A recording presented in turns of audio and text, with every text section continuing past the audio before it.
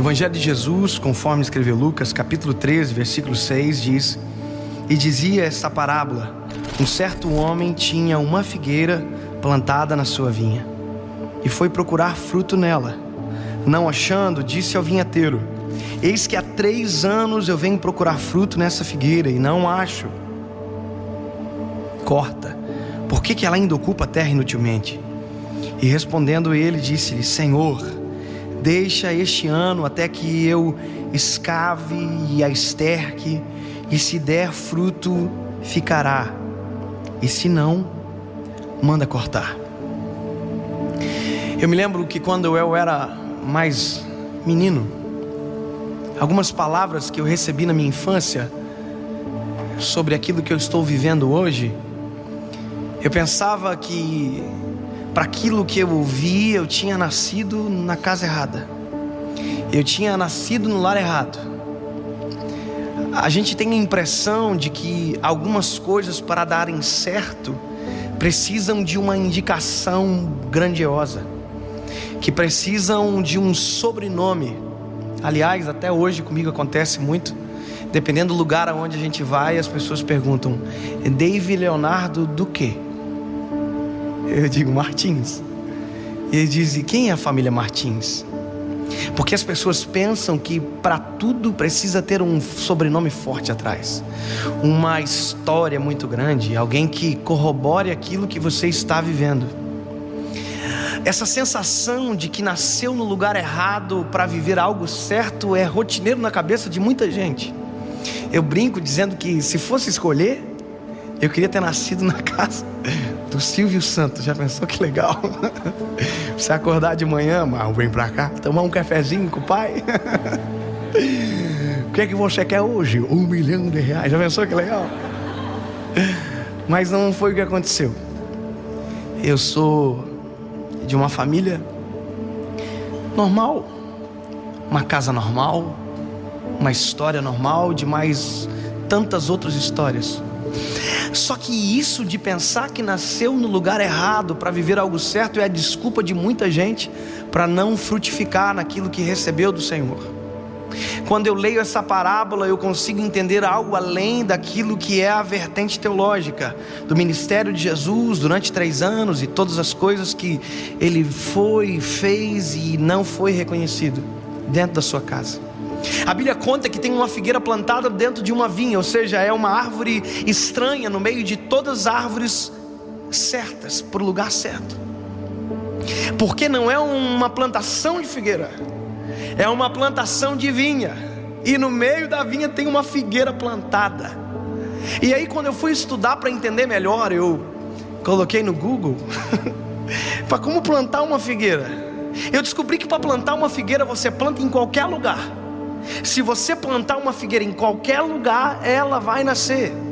Uma figueira não precisa de temperatura ideal, não precisa de solo ideal, vento ideal, ela nasce em qualquer lugar. Agora, uma vinha já é outra história. Para uma vinha ser plantado, ou uma videira, porque vinha é o complexo de videiras, você precisa de um solo perfeitamente controlado. A temperatura tem que ser perfeita, o vento tem que ser perfeito, porque ela é uma árvore extremamente sensível. Aí eu vejo uma plantação onde o solo foi perfeitamente trabalhado, a temperatura foi perfeitamente trabalhada, tudo extremamente correto para uma árvore que não precisa de tantos cuidados. E aí eu fiquei paralisado, porque eu queria entender. Uma vez eu estava no nordeste do Brasil, numa cidade onde todo o cultivo daquela cidade é cana-de-açúcar. E em todo lugar naquela cidade onde a gente passava tinha cana-de-açúcar plantada. Eu me lembro que nós estávamos numa rodovia indo de uma cidade para outra, e não havia acostamento, porque o acostamento tinha sido tomado pelo canavial. E eu disse para o pastor que me levava: pastor, isso é normal? Ele disse: é porque quem planta cana-de-açúcar não perde espaço de terra.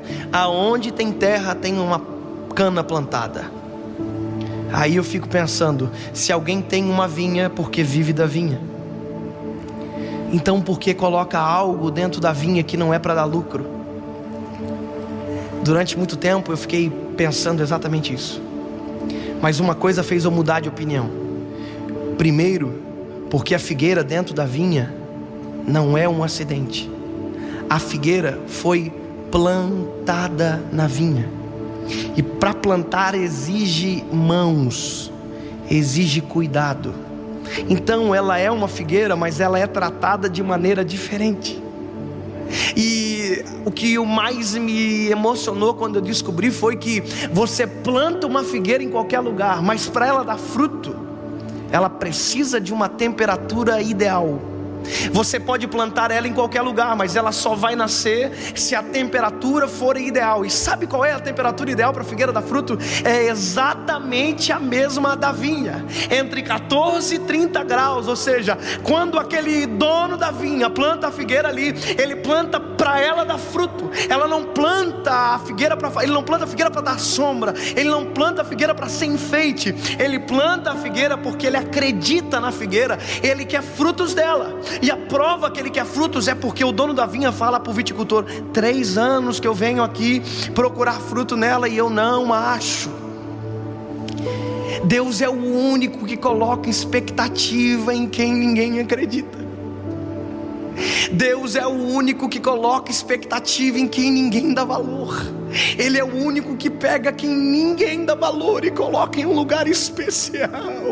Ele é o único que cuida da temperatura. Ele é o único que cuida do solo. Ele é o único que cuida das estações só para cuidar de você. Porque se você não entendeu, ainda não entendeu, eu quero dizer que o que eu estou fazendo aqui tem gente melhor do que eu para fazer. Que estar aqui tinha gente que merecia mais do que você. Que viver tinha gente que merecia mais do que você e que morreu. Não é fator merecimento, é fator que o dono da vinha viu algo em mim e em você, figueirinha, que a gente não sabe explicar. Durante muito tempo eu olhava os pregadores que eu admirava e eu dizia comigo: Jesus, tem gente muito melhor para fazer o que eu estou fazendo. Às vezes me dava vergonha de pregar. Tinha congressos que eu ia e os pregadores eram chiques, inteligentes, de um alto conhecimento, e eu ia pregar e eu dizia: Senhor, eu estou no lugar errado, eu não nasci para isso. Aí eu ouço a palavra de Deus dizendo: ei, já faz 3 anos que eu venho aqui. Deus coloca expectativa na figueira. Ele ama a vinha, mas a expectativa está em você. Eu quero dizer para você: você foi plantado no lugar exato, no lugar ideal para dar frutos. Para de reclamar, para de dizer que não combina com você. A figueira tinha o mesmo complexo de inferioridade. Ela dizia: eu estou no meio da vinha. Aí o dono da vinha dizendo: mas eu quero fruto de você, figueira. Senhor, mas olha a minha volta, tem gente melhor do que eu. Aí o dono da vinha diz: mas eu plantei você aqui. Você está no lugar ideal, o solo é perfeito, o vento é perfeito, a temperatura é ideal, é para você dar fruto. Aí o dono da vinha diz: sabe de uma coisa? Me cansei. Faz 3 anos que eu venho aqui. Corta a figueira. Aí tem alguém que chega na história dizendo: dá mais uma chance.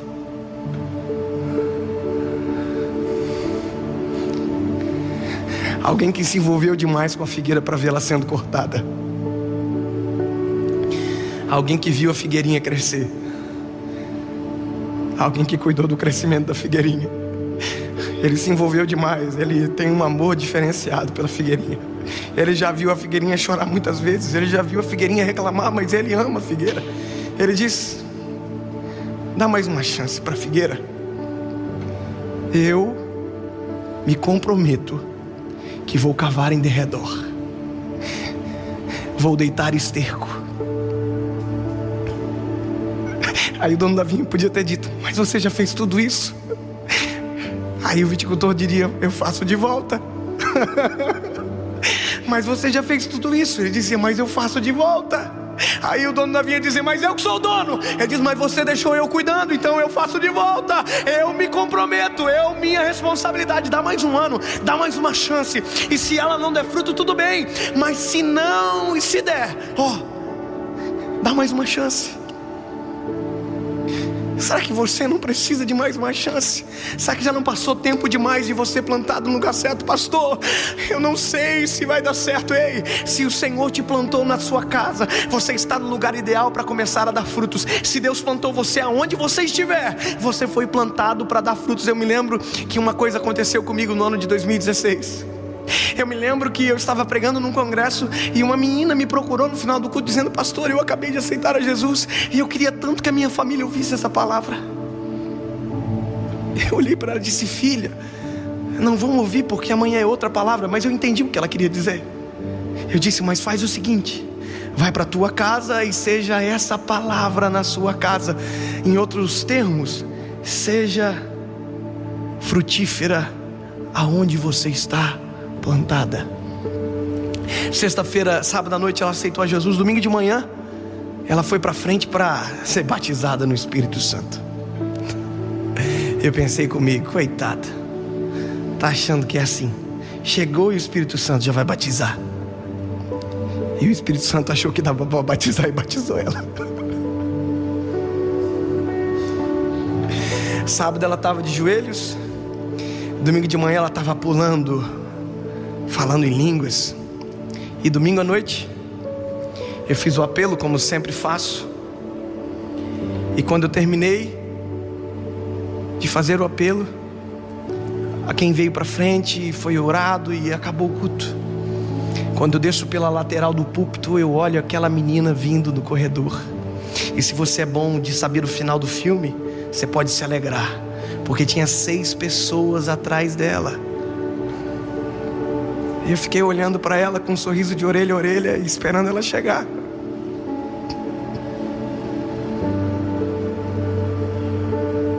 Ela era uma adolescente. E quando ela chegou, eu disse: oi, filha. Ela disse: paz do Senhor, pastor. Falei: oxe. Falei: quem são? Ela disse: minha família.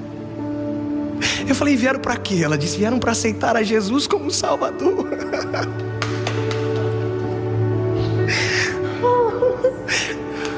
Aí eu disse para ela: filha, então eu vou orar. Pode ajoelhar todo mundo. Todo mundo ajoelhou, menos ela.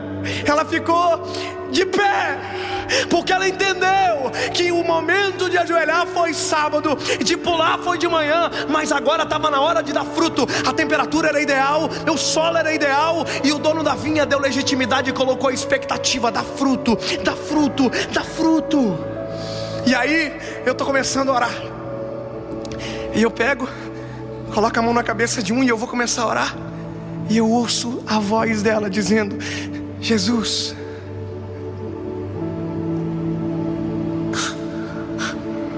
perdoa os pecados e escreve uma nova história. Eu já não conseguia mais orar porque eu já estava somente ouvindo a voz dela. Ela entendeu que tem figueirinha que demora a vida inteira para entender. Ela entendeu o que tem gente que leva décadas para entender. O primeiro campo missionário é a sua casa. O primeiro campo missionário é a sua escola. É onde você foi plantado. Aí o dono da vinha está dando uma nova chance para você esta noite.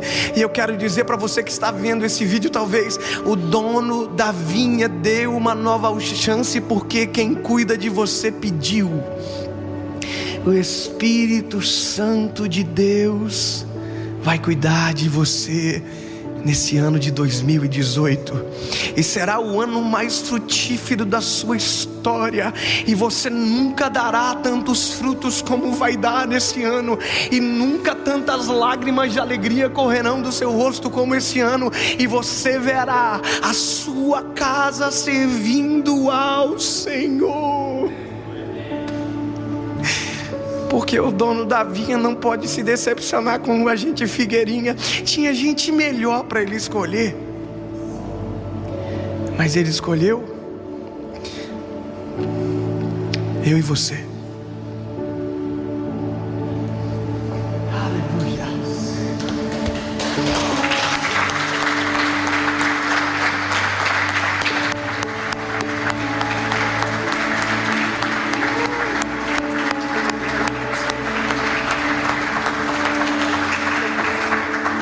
Amado Espírito Santo,